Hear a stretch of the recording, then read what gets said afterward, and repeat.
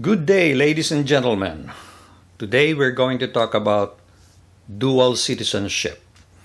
There is some issue or some question about, do I need to apply for dual citizenship? I heard that if I was born after 2003, I don't lose my citizenship. So, let's clarify that. Stay with me.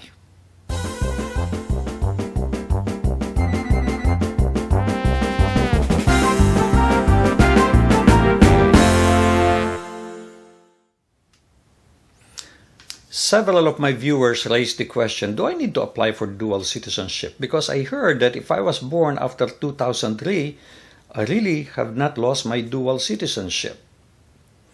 That's true. But, and there's a big but. But before we address that, let us summarize the information I have about dual citizenship. By the way, this information is available. If you click in the link down below, you will get I think it's a 40 to 50 page primer on citizenship and such. That will contain a wealth of information for you to review before you actually apply for dual citizenship. So please take the time to review it if you are pursuing dual citizenship. And if you have a question in your mind as to whether you need to apply or not, read it too. It will explain everything to you. So, let's take a look at it. First of all, the main law that we are looking at here is Republic Act 9225, otherwise known as the Citizenship Retention and Reacquisition Act of 2003. And this, by the way, is effective as of September 17 of 2003. Now, this section defines who the natural-born Filipinos are. And they're down here. But rather than you trying to understand this, let's go through the examples.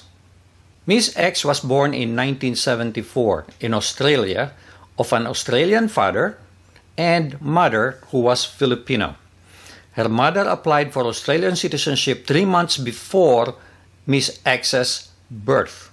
That means by the time Miss X was born, both parents were Australian citizen, and she then became a naturalized Australian citizen. Is Miss X a natural-born Filipino? The answer is no. She is not a natural-born Filipino because at the time of her birth, the father and mother were both Australian citizens. So there is no way he could be classified as a natural-born Filipino, or could she apply for dual citizenship?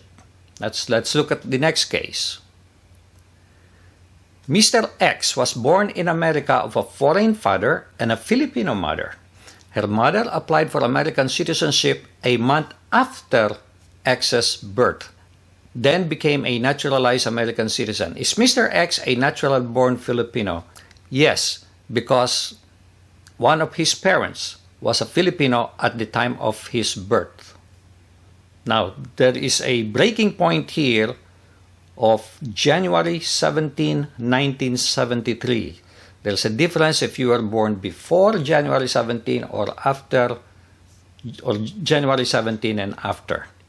Look at the next one. Miss Y was born in 16th of January, so that means before January 17, 1973, a Filipino mother and a foreign father. She did not elect Philippine citizenship when she turned 21. Can she be considered a natural-born Filipino? Yes and no. For her to be considered a natural-born Filipino, she must have elected Philippine citizenship within reasonable time after reaching the age of majority. Otherwise, she will follow the citizenship of her father. Of course, they did not define what is reasonable time. Next, Mr. Z was born a Filipino mother and an American father on 16th of January 1973. Upon reaching the age of majority, he chooses to elect his Philippine citizenship. Can he be considered a natural-born Filipino? Yes, he is natural-born Filipino since he elected Philippine citizenship upon reaching the age of majority. So you will need to do an election. Again, most likely within a reasonable amount of time. Now let's address the question of what that one viewer said, gee, 2003, I don't lose my citizenship. This is where this came from. Those who were naturalized before the effectivity of RA 9225 on or before 2003 deemed to have lost their Philippine citizenship under the Commonwealth Act and can reacquire it under the same act. Reacquire. Okay? Those who were naturalized, and this is the thing he was talking about, those who were naturalized after the effectivity of 9225 on or after 2003 were deemed to have kept their Philippine citizenship. In other words, he can retain it. Let's talk about somebody, an adult, let's say, who became naturalized in 2004. Well, that's after 2003, you can keep your Philippine citizenship after you become a U.S. citizen. Okay? But if you became a U.S. citizen prior to 2003, it presumes, so you don't have to have any oath saying that you are foregoing the Philippine citizenship, but it presumes that you lost your Philippine citizenship and therefore you have to reacquire it. That is the distinction between reacquire and retention. In the case of reacquire, before 2003, you lost your Philippine citizenship and you will have to reacquire it. In 2003, after 2003, you retained your Philippine citizenship. Here's the biggest problem. Regardless, however, to retain or reacquire one's Philippine citizenship, one still has to go through the same procedure regardless. So you still have to apply for dual citizenship. That is the key. Forget about 2003 because you have to go through the application process for dual citizenship. Now, a lot of people, especially some people in the Philippines with foreign father, okay, they're born, they get the Philippine birth certificate when they were born, and then they don't worry about it, they don't go to immigration, they don't do anything, they go to school, they grow up, and then they're 25 years old, and they say, gee, I want to go to the U.S. By the way, my father is an American, and I'm going to contact him and see if I can go to the U.S. Then he goes to the immigration, and guess what? They're hit with a penalty because they have been an illegal immigrant for the longest time. Why? They did not do any election, and the father is an American, and they automatically get the citizenship of the father. Automatically. So a lot of people were victim of this, contacting me saying, oh, gee, I have a problem, I don't know how to do this thing now. So how do I fix this? They have to apply for recognition as a Philippine citizen, okay? To be able to claim that you are a Filipino citizen, you have to apply for recognition. And then once that's approved, there will be some limited amount of penalty, and then they can apply for a Philippine passport. But that is what you have to go through. So these are critical.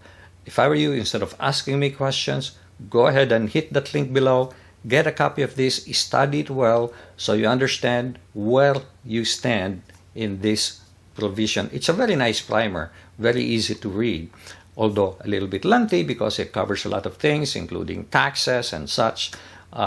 It's going to be very helpful for you to get this, and I'm offering it to you for you to read. Thank you so much for watching. I will appreciate it if you share this with other people, because there's still a lot of misunderstanding about this dual citizenship. Of course, especially in the past 2 years, there were a lot of applicants who cannot file their application. Why? Because of the pandemic. Because of the lockdown, offices were closed, you need an appointment. It became very difficult, but they acted too late. So, if I were you, if you're thinking of this and it's not late for you, you're young, apply for it now. Go to the immigration office as soon as it opens up, because I think right now they still need an appointment. There is no walk-in yet.